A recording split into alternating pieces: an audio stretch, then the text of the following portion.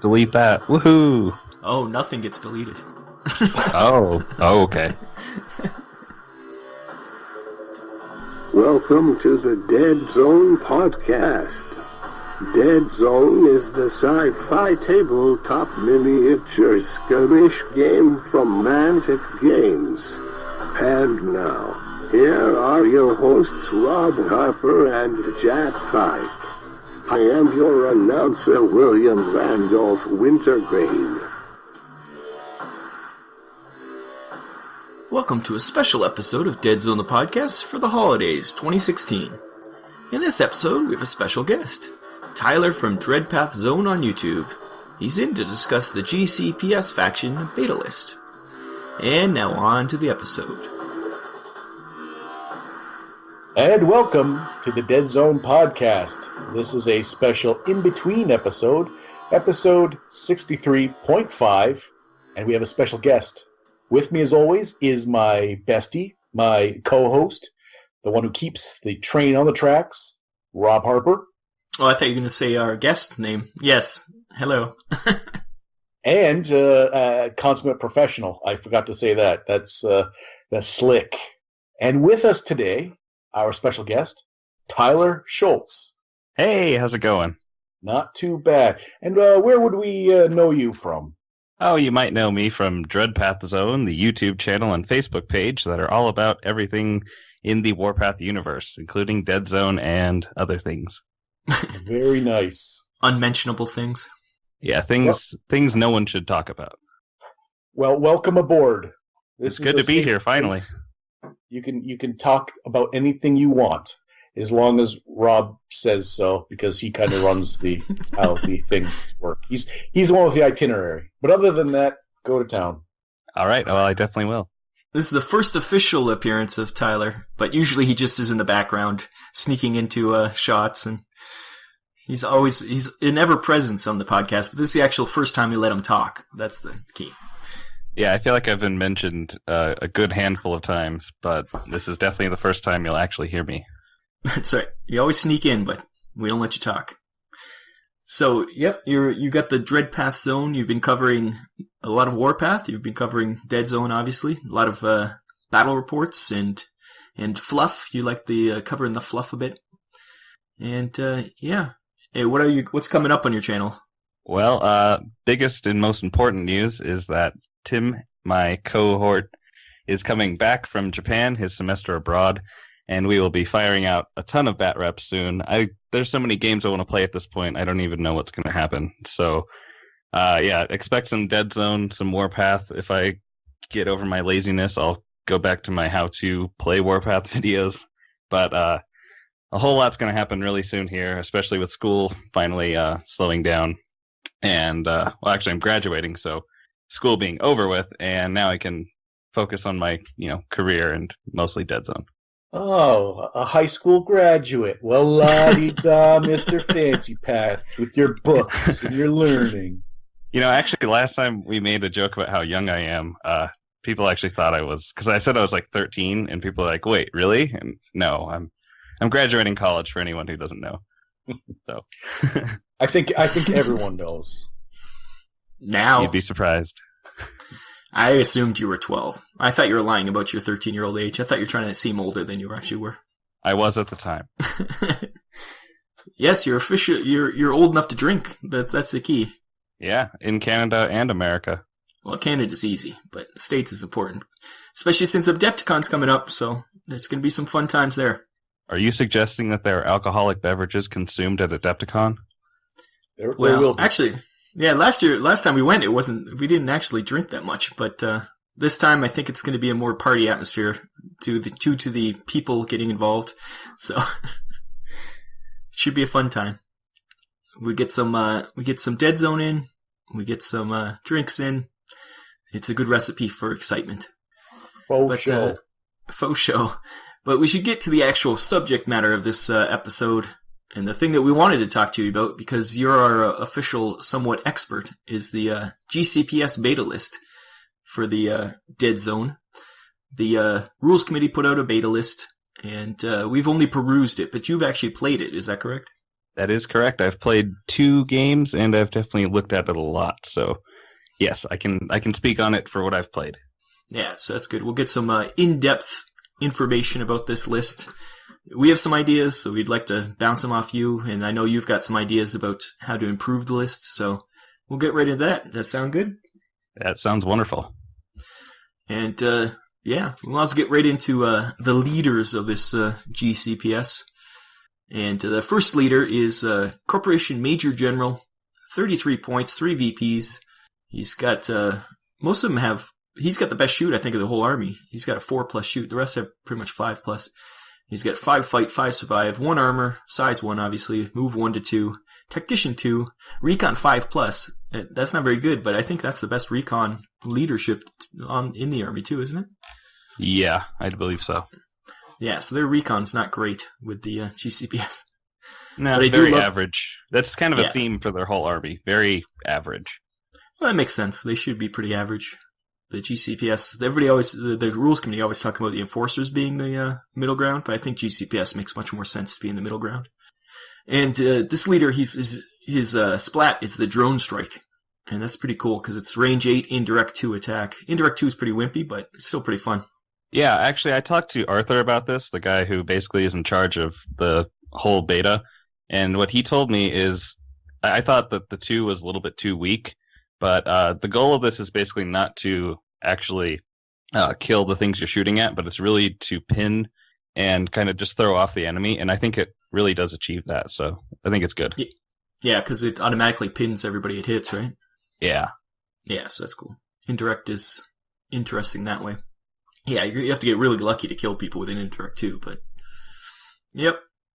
That's pretty good. Range 8 too, so pretty much you can hit everything on the board if you're only playing one mat. Yeah. And we'll just go through each leader and then you can let us know which one you actually used. Does that sound good? Sure. Yeah. Jack, are you looking at the sheet here?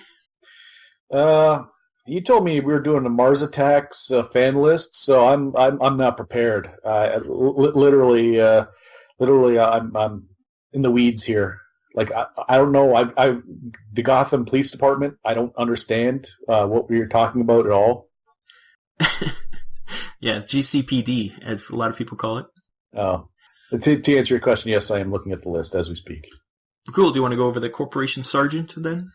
Well, yes, Rob. I am following along at home with my adequately sized phone, in which it's clearly the best case scenario to have me read this. So let me just get right to it. The Corporation Sergeant, shoot 5, fight 5, survive 4, armor 1, size 1, move 1/2, tactician 1. Comes with the energy gauntlet and a pistol. Recon 6+. Yeah, it's pretty bad. Yeah, don't expect to win too much with that guy. Like 5+, you go, that's like 1 more than most other factions. 1. But now 6+ is now starting to really drift, starting to really get off kilter. Yeah, I don't think there's anybody worse than that. I think 6+ is the highest.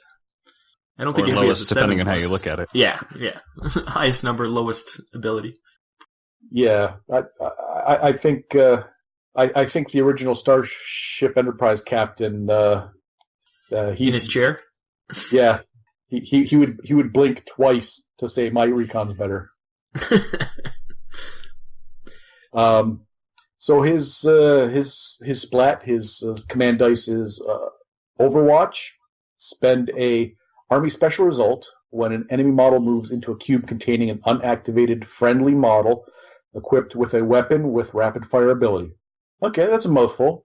Have to take that apart, parse through there, get the meaning. The friendly model may make a free shoot action after the enemy model has moved, but prior to resolving the fight action that's been initiated by the enemy's move action. So basically, we're looking at old version 1 Overwatch, but just sort of. Defined slightly different. This cannot be played on a friendly model that is in the same cube as an enemy model, which makes sense. They're already fighting. You can't be overwatching while someone's punching you in the giblets. But it can be played on a friendly model that is in the same cube as an enemy model, which makes sense. They're already fighting. You can't be overwatching while someone's punching you in the giblets. And blah, blah, blah, blah, blah. Free shoot action cannot be used to fire for effect. But it's wimpier than the old Overwatch because you can only use it when they're coming in to fight you. So you're just shooting point blank as they run in at you. That's true. But it also lets you do it automatically. You don't have to roll an Overwatch test or anything like you used to. That's right. So it's Plus you're probably going to... And you're going to get probably a clear shot on them since they're going to be right in front of you.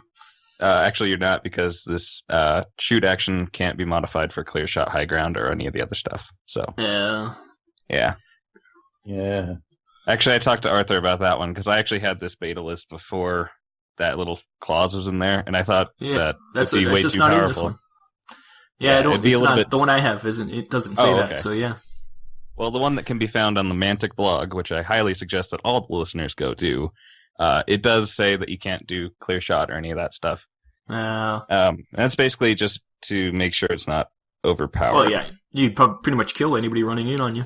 Well, and nobody would ever run in on you because they would just get clear shotted. I think it's pretty balanced, actually. Yeah, that's not too bad. That's good that they said that. That makes it a little bit better. Although, yeah. But I love how it's anybody with rapid fire, but pretty much everybody in this army starts with rapid fire. So unless you switch out a weapon, it's any of your guys.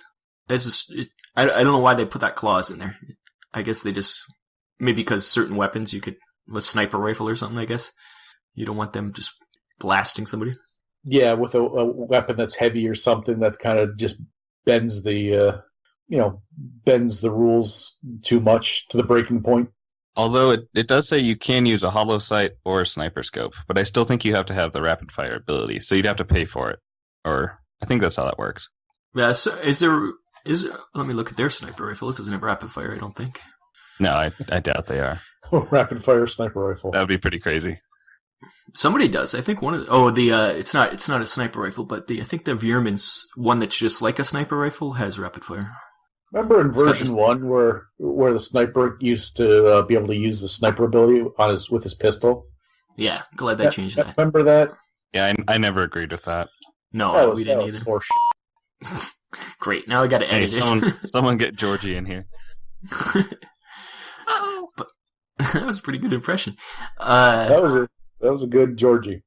Thank you. So Tyler, you can read the last one. Major Lorne Shard. Oh, I'd love to. So, the last leader is Major Lauren Shard, the special character-ish for the GCPS.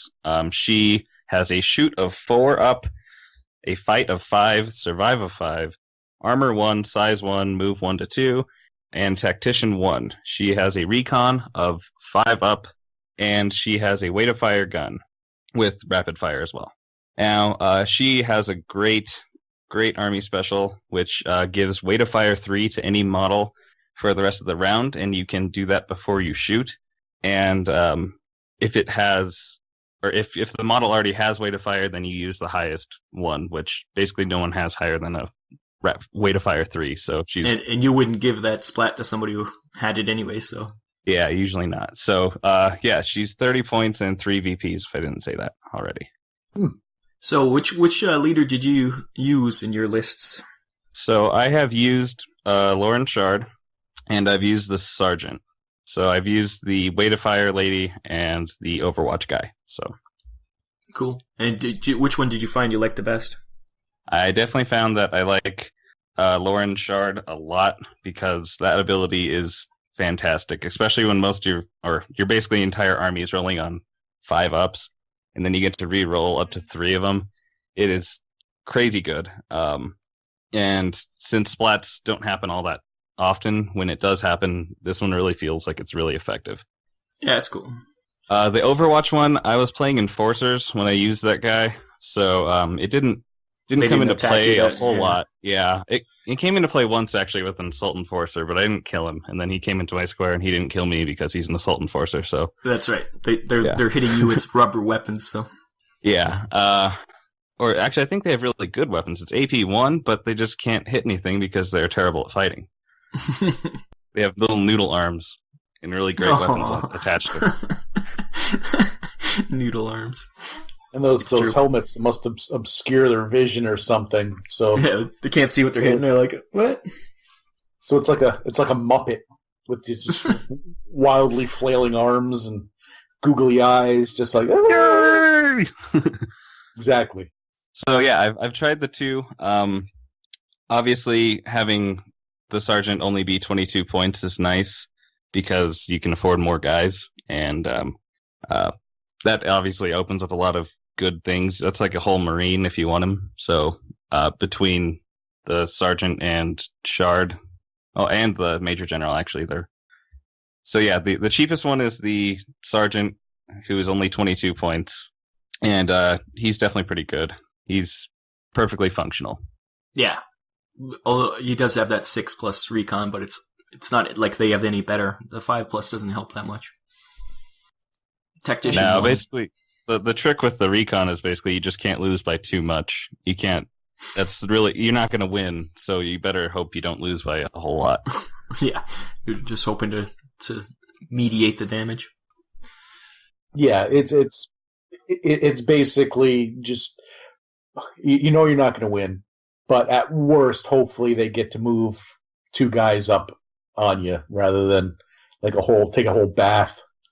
We've had that. It was a Veerman game, I think. Oh, it's so lopsided, and it's like you just keep rolling on that chart. It's like Christmas. You don't want that. Yeah, that's what you're trying to prevent, but you're not very good at preventing it. No, not at 6+. 6+ is tough. Unless you're using Tyler's dice, of course. You know, I have video evidence of my dice letting me down a whole lot too. So you just remember the times that you roll ridiculous. Yeah, and I'm not the only one who rolls ridiculously. So most of my opponents usually roll pretty ridiculously at the same time that I roll ridiculously. Are they using the same dice as you? No, never. I'm always the colored dice, and they're always the white dice. So yeah, who knows? We do find that too, where it's just like all of a sudden one person will just start rolling 8s, and you're like, "What the hell? Why? Why today?" But yeah, we'll move on to the troops. We'll look at all the troops here. Their selection. They do 3 different troopers, and the first one's the Corporation Recruit. Nice and cheap, only 6 points, 1 VP. This is why he's cheap though. He's 6+ shoot, 7+ fight, 5+ survive, no armor, size 1, move 1/2, no abilities. Comes with a laser rifle, which is range 6, rapid fire, and that's about it. He's just he's like the cheapest troop tax that they can just throw up there. Not great, but you're 1 VP and 6 points. You're not expecting much from those guys. And that's pretty much all to say about those ones, really. They suck. Yeah, that's pretty accurate. When building your lists, you look at that, and then there's really no place for it, because it's still a victory point, and they're easy to kill, and they're just a waste of points, honestly. Unless you're only using them for troop tax, in which case, I guess it might work, but I still don't fully support that. Yeah, there's not much real point. Especially for 2 points more, you can get the next guy. Jack, do you want to explain the Corporation Marine? I would love to. The Corporation Marine, 8 points and 1 VP. Shoot 5, pretty standard. Fight 6, survive 5, 0 armor, size 1, move 1/2. They come stock with the laser rifle, which is range 6, rapid fire. Again, rapid fire. And that's them. Kind of standard troop. Pretty much for 2 points, you're getting a better shoot and a better fight. And they're totally worth it. I mean, two points makes a complete difference. I mean, between rolling on 6s and 5s. So yeah, if you're debating if you should bring Marines or recruits, bring Marines, because they can actually do something. Yeah, it's important to get a guy that is actually useful. But now, let's talk about the creme de la creme of the troops, the Corporation Veterans. So they are 11 points and 1 victory point. They shoot on a 5, they fight on a 5, they survive on a 5, they have no armor, they are size 1, and they move 1/2. But here's the kicker. They have a laser carbine, which is a range 6 rapid fire, weight of fire 1 weapon. And I love these guys. They are so fun. Wow. For 11 points. Yeah, I think they are up there with some of the best troops, because they're very, across the board, pretty good at what they do, but that weight of fire puts them over the edge. I think they're really, really fun. I do love weight of fire. That's one of the best things. Getting to reroll a miss is always nice. Yeah, and when you're rolling on a 5 up, you can basically assume that half of your dice are going to miss. So getting to gives you a reroll it chance, again, yeah. it's big. Yep. So out of all those, that's the guy you'd pick for the extra. Well, it's almost double the points of the recruit, but you think it's worth it? I do.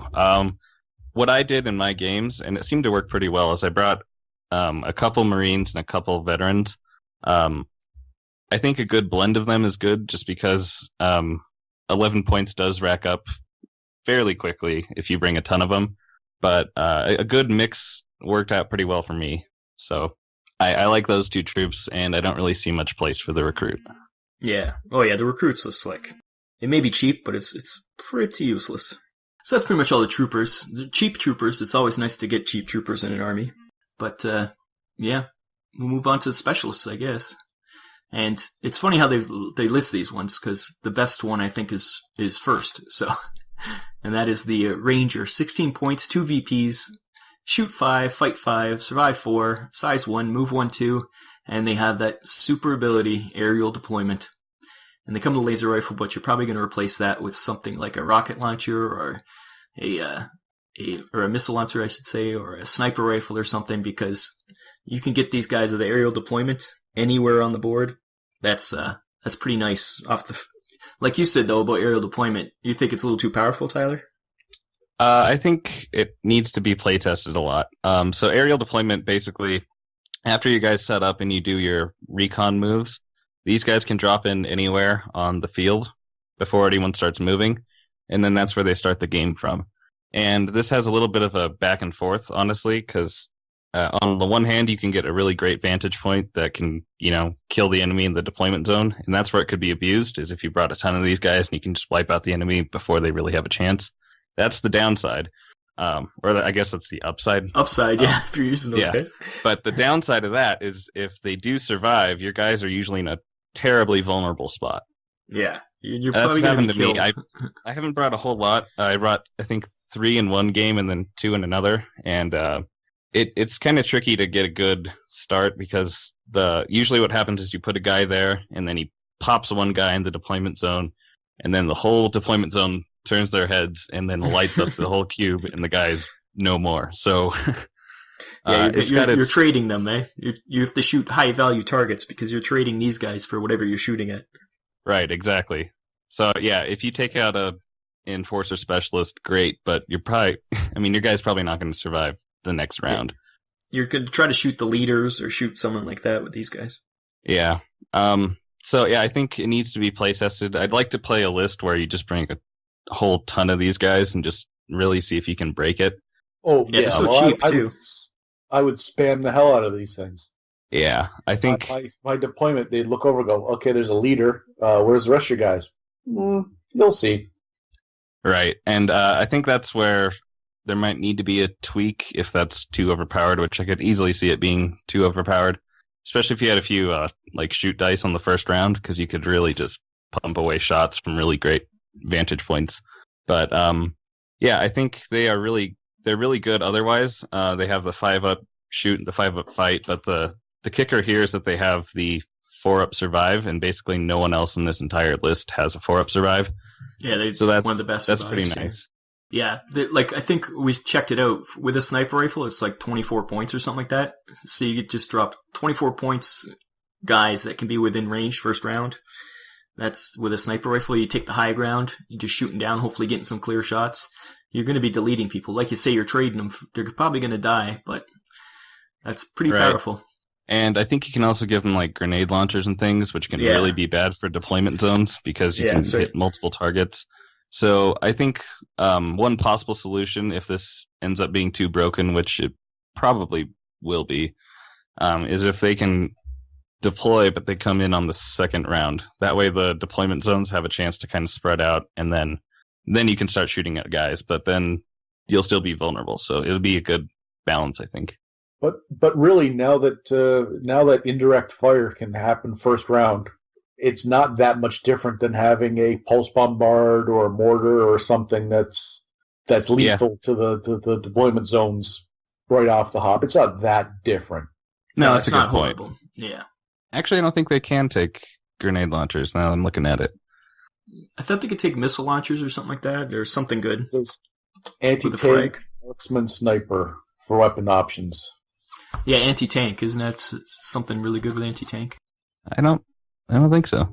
A light anti-tank Because thermal rifle. Yeah. Thermal because rifle. the grenade launcher is a light explosive, and they don't have explosives, so Yeah. so maybe it's not too bad. It's just sniper, the sniper. I think. Yeah, sniper might be a little bit much. Well, But at least you're only hitting one guy, at least. They've got the thermal rifle, which is AP2. That would fall into the category. Right, but it's only range 3, so you'd have to really put them. So that's not. And don't they have to be with 3 away? What is that rule again? The aerial deployment? Let me read that again. We never read the aerial deployment rule, actually. But it's model may choose to be an aerial deployment. If it does so, do not deploy it with the rest of your strike team. Once both players have deployed their teams, but before scout redeployments, a model using aerial deployment may be deployed in any cube provided it is no closer than 2 cubes away. So yeah, even the thermal rifle would be in range. And you have to deploy on the top level, which is great because you get the high ground. Right. And because these are basically the paratrooper awesome guys. So yeah, it's a cool ability, but I think you're right. I think it should be on the second turn that they come in. Because that first turn, well, I also don't think you should be able to nuke the deployment zones with indirect first turn either. So, right. But I like the old way where you had to wait one turn to set up, kind of thing. That I think that out makes of the sense. bag. Yeah, it's hard to go back, I guess, once you said something. But yeah, in my game, these Rangers, because I didn't really kit them out with too much in terms of points, because they were already fairly expensive. But I would basically put them down there, and then when Lauren Shard would get her special, she could give them way to fire 3, and then they were really great because they'd be up levels, and then they could just hammer down. I think it's important to note that I didn't actually win either of those games with these lists. They were very, very extremely close, but I didn't actually win. I played Forge Fathers and I played Enforcers. Well, Both who armored won the targets. games? Who was the won these games? We gotta talk to him. When you're at a restaurant, you don't say, "Hey, give me the lobster that lost his claw." You want the whole shebang. Yeah, but he wasn't playing the GCPS, so. But that's So yeah, the Ranger, good model there. And the next is the Marine Specialist. Jack, you want to just go over this guy? He's pretty standard, but might as well say what he is. Might as well say what he is. Okay, or I will take a look at this Marine Specialist. I suspect he works on sick whales. No. At least he's special. At least he's good at it. Yeah. Okay, so the Marine Specialist, shoot 5, fight 6, survive 5, 0 armor. I'm seeing a theme here with the armor. Yeah. Only the leaders have armor, it looks like, and the Strider, obviously. But size 1, move 1, 2. For 8 points for a specialist, that's pretty cheap for a specialist. But then you gotta kit him out. Yeah, but still, you're coming with the laser rifle, range 6 with rapid fire. That's not bad for 8 points.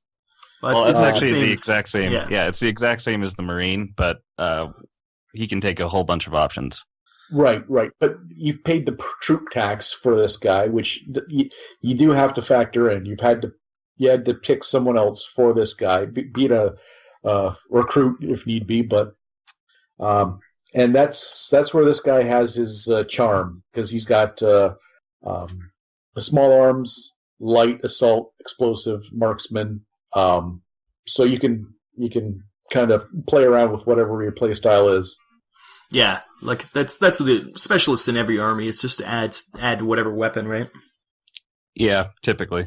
Yeah, but again for 8 points. Well, yeah, but then the weapon probably costs another 4 or 5. Imagining which weapon you get. Yeah, but I'm just thinking, when was the last time you made an enforcer list? Well, I think the enforcer specialist is the same price as the regular guy. Which sucks, but yeah, 8's kind of a deal. I'm sticking to my guns on that one. 8's a pretty decent. Yeah, cost. what's the grenade launcher cost to throw a grenade launcher in this guy? 8 points. Yeah, so for 16 points, you get a guy with a grenade launcher. That's not horrible. Not horrible at all. I can't wait to talk about weapons, but I'll just tease it for now. And next, we'll talk about the the most useless guy in any army, I think, personally. Tyler, do you want to talk about the Corporation Medic? Sure, I'll touch on it briefly. The Corporation Medic is 13 points and 1 victory point. He is a shoot of 5 up, a shoot of 5, fight of 6, survive of 5, armor 0 as per usual. He is size 1, he moves 1 to 2, and obviously he's a medic. He also carries a laser rifle, and he can take small arms, which you wouldn't, so don't worry about it. I didn't try out a medic, but I did consider it because this is one of the very few scenarios or basically the only army where I could actually see a medic being useful. And that's because this, as we'll get into, you can have heavy weapon squads, and they can take some serious damage. And once they do, they can lose effectiveness pretty quickly. And if you can actually, if you can give them the help they need when they get injured, they actually might be worthwhile. I don't know. I haven't played the medic yet, but I am considering it.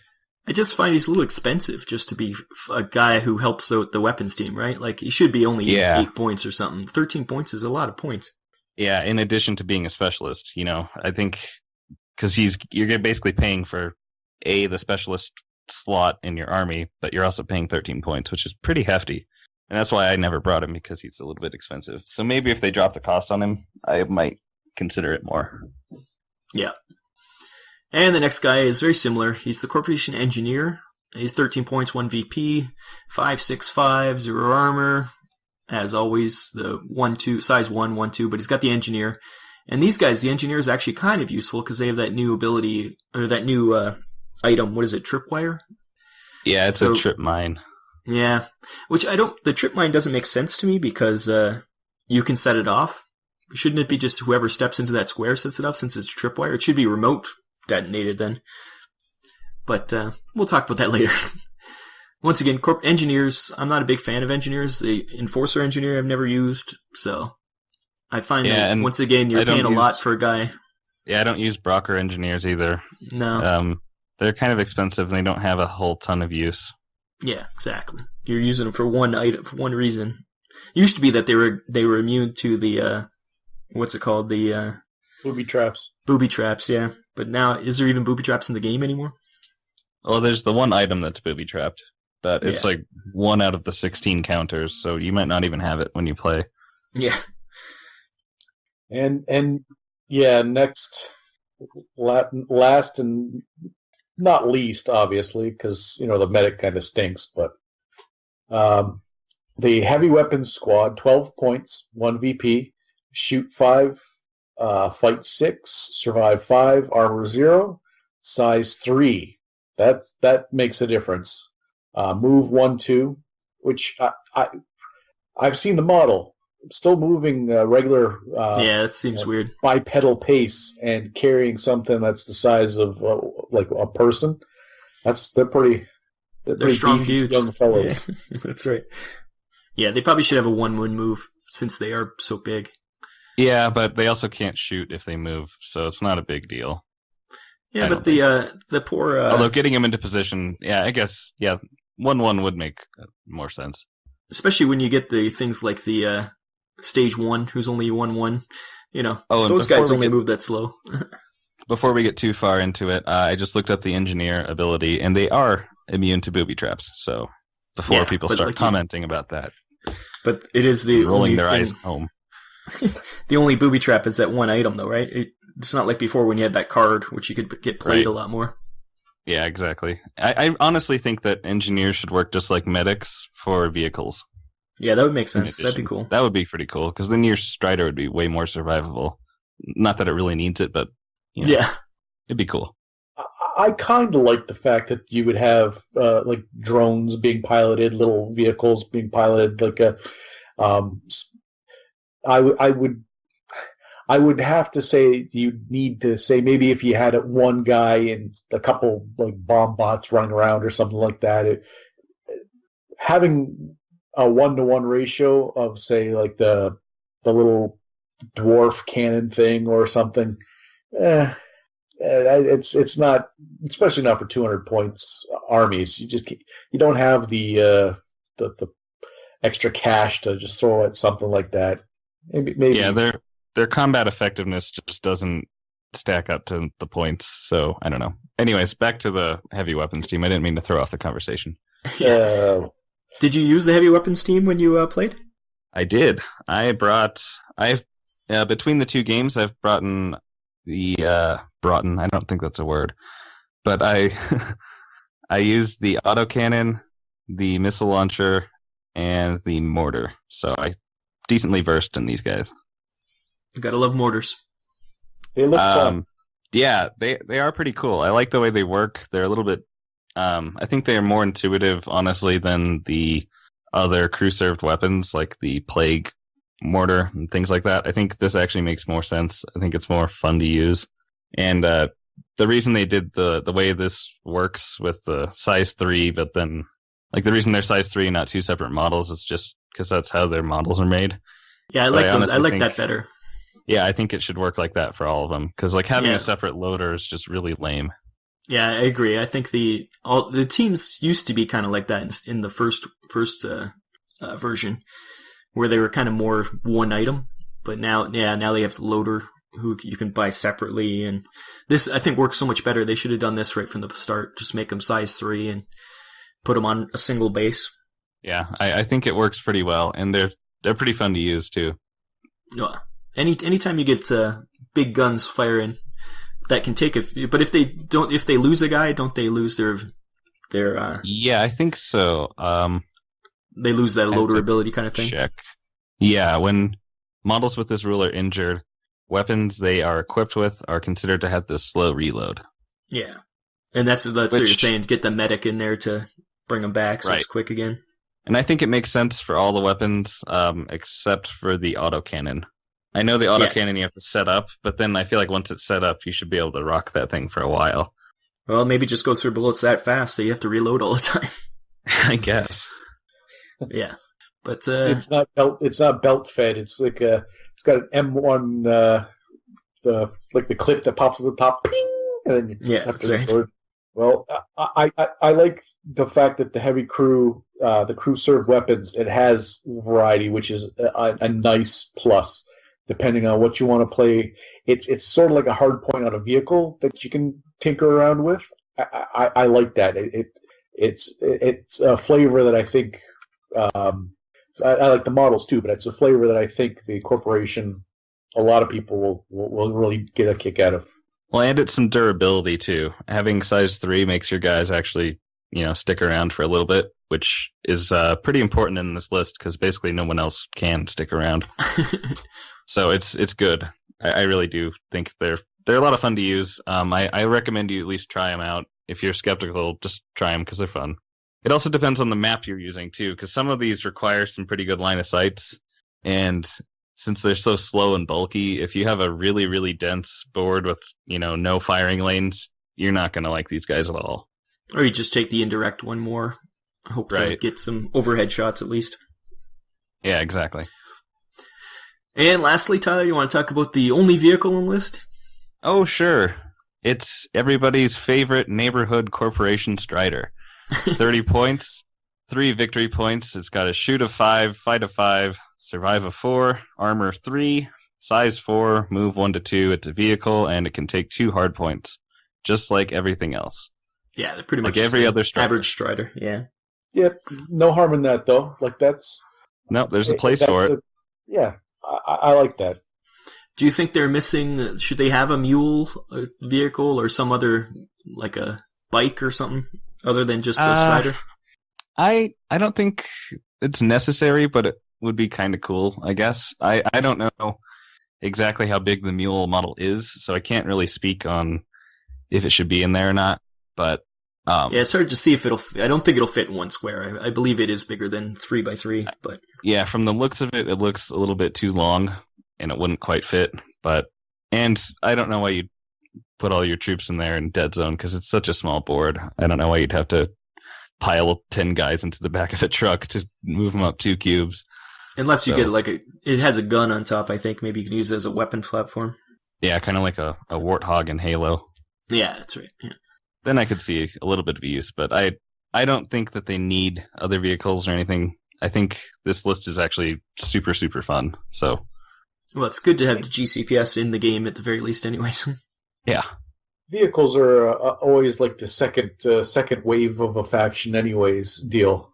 They always come like after they've already nailed down the basics, and then that's when you start getting your speeder bikes and your mono wheels and your I'd like to see like a remember that GI Joe bike? It had the sidecar with a Gatling gun on it.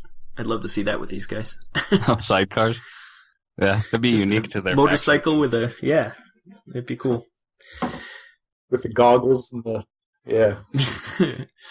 We'll go over the. We already talked about the new abilities since it was the aerial deployment and weapons teams, but we can go over the new weapons. And the first one is a heavy burst laser.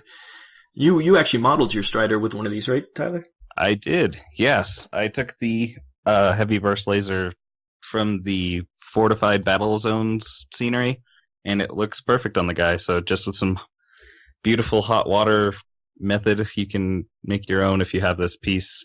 If not, I think they're starting to sell these guys, so get your hands on it because they're pretty cool. Yeah. Have you used the heavy burst laser? Have you used the Strider with these guys? In Deadzone? Yeah. I have not actually. No. Now that I think You've about used it, it I in only used Warpath, it in. or? Yeah, I used it in Firefight, I believe. So yeah, this is just the heavy burst laser is just a bigger version of the burst laser, which is kind of cool. And it's just got weight of fire 2 and suppression, range 10, so it's kind of fun. It does count as 2 hard points because he's holding it in 2 hands, but yeah. What I really like about this is that the weight of fire 2 kind of differentiates itself from the other guns that are like, that are similar to it, like heavy machine guns and whatnot. And I think that having weight of fire 2 actually really helps these guys out. And so I think they're super effective for the Plague and Rebs and GCPS because they don't have a very good shoot. But for Enforcers, I don't think it's worth your time. You might use the Genling, the regular one. Yeah, because you're hitting on such good... And you can always just take a guy with a burst laser for those, and I think it's fine. But like, since they get to reroll 2 dice, having a worse shoot actually makes them better in terms of points efficiency. Yeah. And new items, there's something called a comm link, which it's another way to do spotter, because they already have with the new list in what was it, Nexus I? Yeah, the that one new drone for Recon has a spotter ability, but this was a different type of spotter ability. But I think it does pretty much the same thing. It creates anybody in the spotter's line of sight. You can it counts as being direct for things like grenades and indirect. It seems like they took out spotter and now they're putting it back in many different ways. I don't know why they just didn't use the spotter ability from version 1. I'm starting to take it personal because they took out spotter and then they added rangefinder, and I said, well, you've taken a shorter word and made it 2 words, and there's no you've just you've made a lateral move. You just stepped sideways. You haven't changed nothing. But now they're starting to add more and more. Like, it's just because they've got a thesaurus and they need to flex their word muscles. You had spotter. Just leave spotter. Spotter was a fantastic, simple way to say that Catch someone all, yeah. has line of sight. Yeah, it's annoying when they do that, but what you gonna do? It's a pretty cool ability though. Did you add I comm think link? a lot of models beg to have that ability. Especially with the synergy you can get with the comm link and some rangers with some heavy weapons teams is really cool because you can have guys drop in that could normally not be seen, and then you can see them from ranger sites, and then you can drop bombs on them, which is pretty neat. And it just changes the mechanic that you're using for rolling the dice rather than firing indirect. Once you can fire direct, now it changes your chance to hit. Which I know there's a lot when you're shooting the indirect and you get the chance to shoot direct, and then you re-roll the shoot dice. It just seems more fun to me. More funner? More funner. Mathematically, I'm sure it works out better, but I just like shooting it direct. Yeah. And the other new item is that trip mine, which once again shouldn't be a trip mine. It should be a remote detonated mine, since it's packed or deployed from a engineer, just like sentry guns.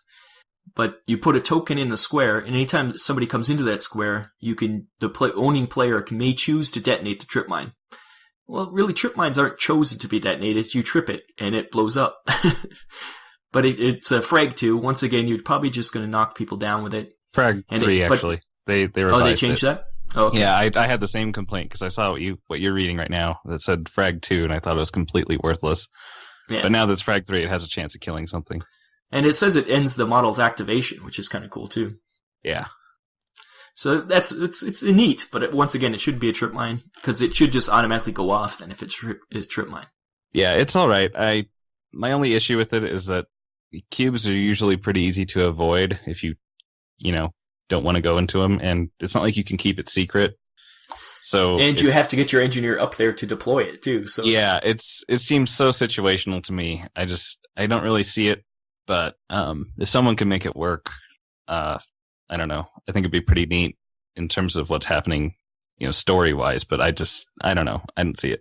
I just wish the other things like the thermal mines and stuff work the same way because they, once again, they're mines. Exactly. They should be not just as it is now. It's just a range, like what is it? And how do they? It's just a range fight weapon. They're just like satchel charges that you slap on a vehicle. But they don't even do frag or anything, right? They're just you hit them with it.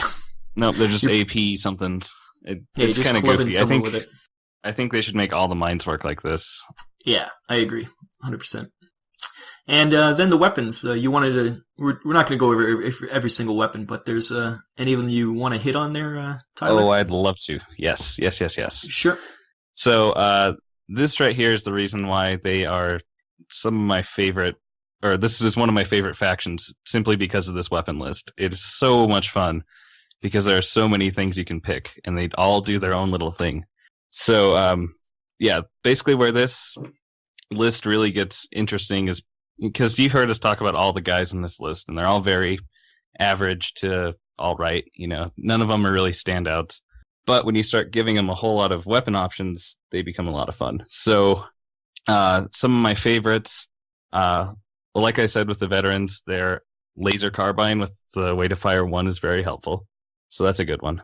But they also have like a similar weapon called the Accutech LR45 DMR, which is a holosight attached to the weapon. So it already has holosight, which means that guy's rolling 4 dice instead of 3 dice every time he shoots. And that one's pretty great. It's like a cheaper version of the sniper rifle. You're only getting +1, but it's 4 points cheaper. So right. Yeah. So it's like a discount sniper, and it doesn't slow him down. They do have he's not snipers. Heavy too, Yeah, they have snipers as well. They have a heavy rifle that's an AP1 weapon, but that slows them down because it makes them heavy. And then they also have one that has a sniper scope instead of the holosight, but that also makes them heavy, I believe. Yeah, I would give up 1 +1 dice to get not heavy. It's pretty good trade-off, I think. Yeah, or the AP1, but you're also heavy. I used that guy once, and I used quite a few holosight guys because they're fun. And there's no cap on how many you can bring, so that's pretty neat. Yeah, it's not like items where... I kind of waffle back and forth what's more effective, shooting 4 dice right away or having the way to fire 1. It's kind of the same, but... Yeah, I'm sure there's a mathematician out there who can tell us exactly the percentage of both, but we've always wondered that too, like, what is better, to re-roll the dice, or... Yeah, exactly. I always felt like the way to fire 1 just led to more awesome moments where you just start rolling, you just need that 1 more and you get to roll it, and it's way more satisfying than rolling it right away. But I don't know. But I like having extra dice and having way to fire way better than having AP. I think it's better to have.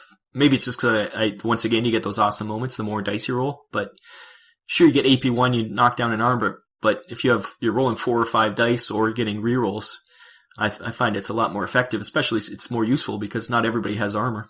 Yeah, I definitely agree with that. And the holosight on Rangers is really good because they get to start off on top, so they're basically snipers at that point for 8 points. 3 extra dice for, what would it be? That'd be the 24 points, I think. That was what we were talking about earlier. Yeah. Yeah, that's cool. And then, I like the fact that the crew service weapons, there's so many choices for them. They have 4 different choices. That's kind of fun. Mm-hmm. Oh yeah, I the forgot big about the guys. laser cannon. I have used all 4 of them. I brought 2 in one game and 2 in another, just to see how they all work. Yeah, laser cannon be good against striders or stuff like that. Missile launcher is always good. Frag 3 with a missile launcher is fun. But indirect 4 with that mortar, that's with the range 8, so you're getting good range on that. That's pretty cool. Yeah, I think he was probably my most effective one. I think he was my favorite one to use. But I also like the autocannon, just because it's good to have some suppression, because really nothing else in this list has any suppression. Yeah. Other than if you take the right, heavy yeah. burst laser. Speaking of that, once again we got all the different Walker weapons, pretty much the same as everybody else, especially now that you get that heavy burst laser. That because they said to add that to every list, right, with a strider. So Right. that's pretty fun. And then they have a new weapon class, is leader class. So we got the energy gauntlet, which is classic. Officer sword, which is an AP1 weapon. Pretty good. But then they got that way to fire 1 pistol, which range 4 pistol. That's kind of fun. That new Genling 3016 Frontiersman. Yeah, that's pretty Way neat. to fire 1 rapid fire. That's kind of fun. And that's Lauren Shard's weapon, I believe.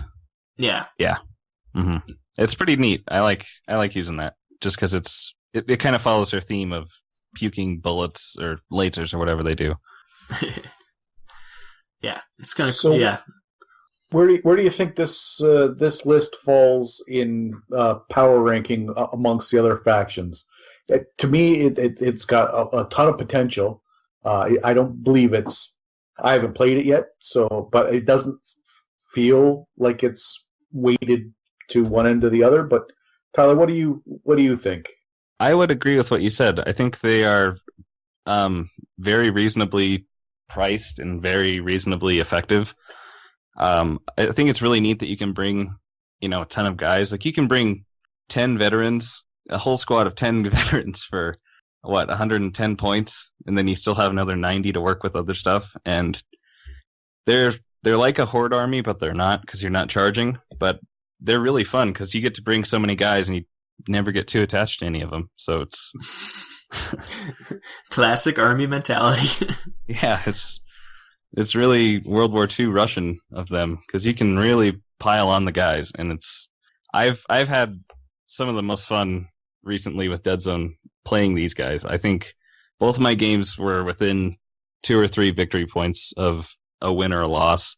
But I really enjoy the way they play, and I think they're one of my favorites to mess around with, just because there's so many options. You can give guys thermal rifles or grenade launchers or flamethrowers or anything. Whatever your heart desires, there's a weapon that'll fill up that hole, and it's a good time, especially once you start figuring out the little combos and things that work well.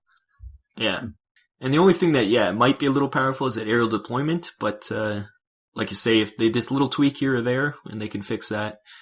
But generally, for version 1 of a list, this is way better than certain ones that made it into books, such as the Vermin. Vermin. Yeah. Because these look like a solid list. Like, it looks fun. It is a ton of fun. If you have a chance, or if you have you have a million dust models, I'm sure you could just use them. But Yeah. I was just going to say, we have some Infinity models, too, that we could use for this. That's it. And pretty soon we'll have Warpath, and we'll have the models. So ooh, Yes, fun. we don't have to proxy anything. I suspect that within a day, maybe 2, I will get that email from Rob. Jack's wishful thinking is it's amazing. I am an optimist. I suspect I will hear squeals of delight echoing across the fjords as you tear into that box. Fjords. Yes, you will hear that if it eventually comes, but we'll see. But The crinkling of plastic. yes, crinkle. Yeah, so that's GCPS. I think we're all pretty happy with it, and we can't wait for the rules committee to do some more armies.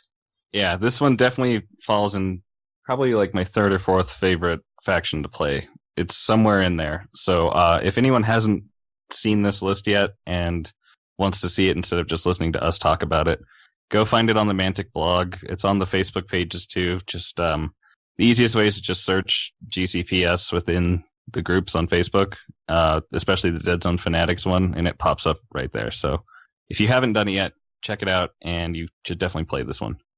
Yes. Try to break it too. Try to break it and then tell Arthur, because we don't want any messy scenarios coming about.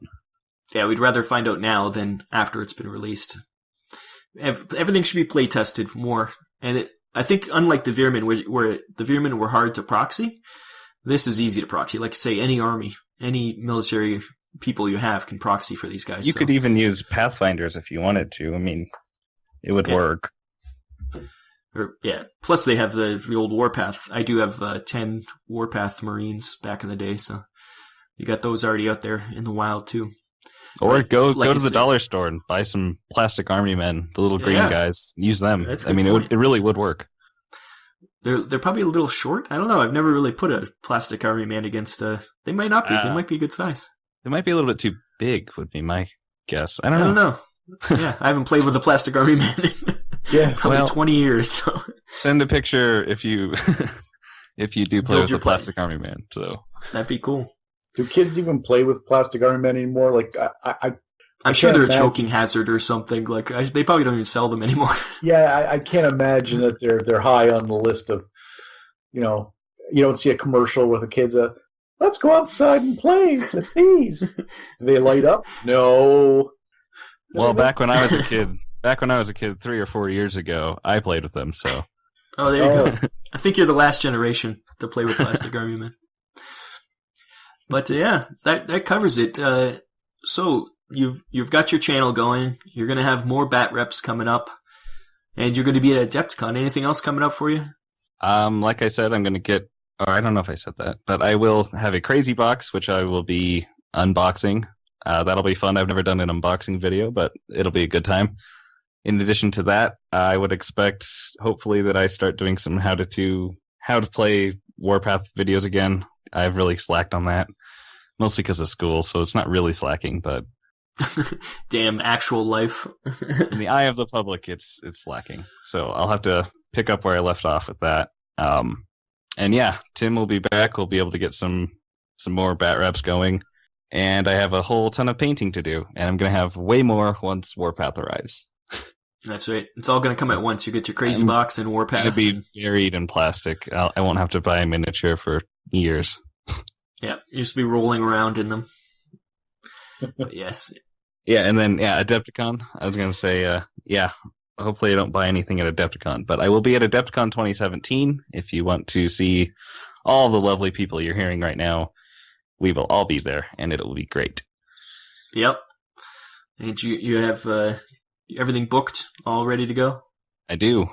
Excellent. Are you actually staying at the convention center, or you have a different place? I don't think so. I think I'm at a different place. I have to check again. I booked it a little bit ago. So those rooms sold out in like 15 minutes at the convention center. So it was crazy. Well, you better hope that you're not in the same building as us, because if so, you're in a world of hurt. That's right. You sound like Coach. Coach wants to kick my ass in Deadzone. Well, we meant in a world of hurt as you're going to be drunk the whole time. Yeah, he's just an aggressive alpha male. We're going to get you drinking like a Canadian. Your eyes are going to be looking like 2 piss holes in the snow by day 2. I am a college playing kid. Games. That's right. Yeah, you're experienced. But and he's from Colorado, Jack. I'm sure he can show us a few things. Oh, well, he can bring us a few things, too. If you really want to. It's not my thing, but if it's yours, sure. No, it's not ours either, actually. Colorado hookups. It really bugs me that my state's now known for that. It used to be, I know, it's funny. Oh, you're from Colorado. Do you ski? And now it's like, oh, you're from Colorado. Do you smoke? And you're like, man, why does everyone... That's funny. No. It's true. My favorite reference was the Avalanche, in which... Rob said, "Do you mean the hockey team or an actual avalanche?" So I don't know why he thought either of those. One seems like a reasonable thing to be interested in. The other seems very macabre. Yeah, that hockey team is terrible. I agree. That is really macabre. Wow. Ouch. Start fighting words starting around here. Well, come on. I'll have to wear my avalanche hoodie next time I do a video, just for fun. There you go. Well, we have seen your Colorado Rockies. Was it Rockies, or was it the other one? I have a Rockies jersey, the old '70s Rockies jersey, and then I have the. Anyways, we're going on a tangent, but I have a lot of hockey jerseys. It's good. It's good. See, that's why we're friends, because hockey. Yeah, exactly. You're an honorary Canadian. I played too, so I'm not just blowing smoke. Nice. Well, as you said, we're going on a tangent, so we might as well wrap it up here. Thank you, Tyler, for coming on. Thank you for having me. It's finally good to, finally do this. So yeah, it's been long overdue. Yes. Go play GCPS, everybody. Please go do it. It's super fun. Yep. And until next time, I've been Rob. And I'm Jack. And this has been Deadzone, the podcast. And I've been cut off. I'm Tyler. Aw. I'll just edit that in. I'm fine. No, And you will sit there in your shame. You were stepped on, and you will like it. And we'll be back again for some more Deadzone. We're going to have the unboxing for Warpath, I'm sure, for the next episode. Next time on the Deadzone podcast, Warpath. It's here. It's now. We're hoping. So, everybody, have a good one, and bye-bye. Thank you for listening to the Deadzone podcast. I have been your announcer, William Randolph Wintergreen. Visit the website, deadzonegame.podbean.com. Email your hosts at deadzonepodcast@gmail.com. On Twitter, you can follow the show at Deadzone Podcast. The Deadzone Podcast is a production of Vinland Old Time Radio Productions.